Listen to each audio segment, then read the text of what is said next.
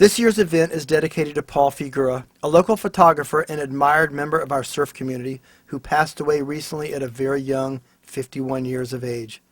Please join his paddle out ceremony this Saturday at noon at the contest. The reason that I am who I am today, basically through my wife, my work, my daughter, everybody. I met Paul in '92. Judy became a studio manager 2 years later. We got together. We've been together 20 years because of Paul. We now have an 8-year-old daughter.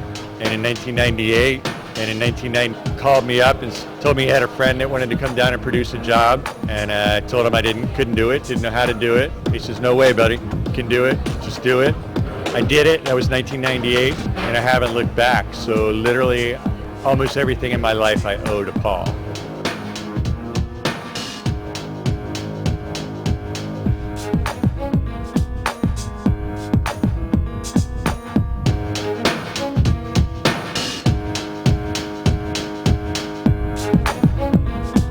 He was always there to do the best job. It wasn't just to do a job and to get it done. It was to make sure not only that the client was satisfied, we were satisfied, but that he was satisfied. So it was a really good collaborative effort working with him. I'm going to miss him a lot.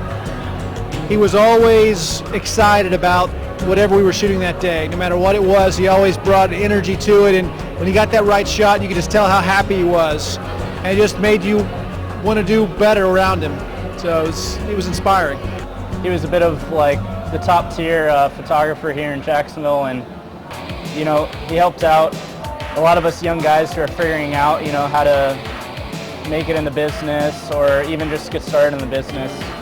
Super lovable guy, you know, just one of those people that you could tell had a lot of love for the community, passions like surfing and motorcycles, things that I could really relate to. And I saw him in the early days of moving into photography, and I think that was one of the things that kind of impressed me about this man.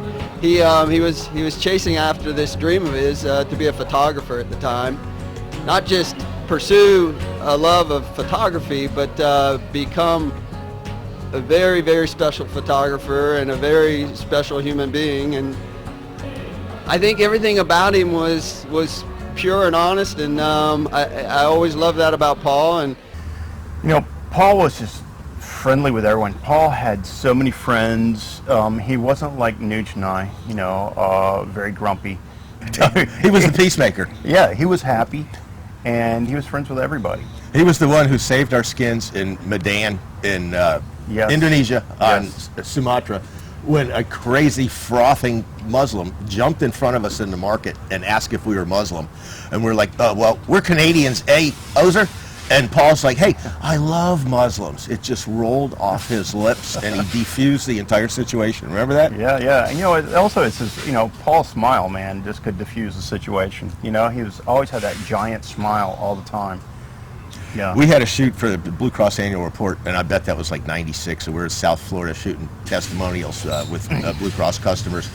And Paul always shot what I wanted, what the client wanted, and then he'd say, now we're going to get crazy. And he would shoot what Paul wanted.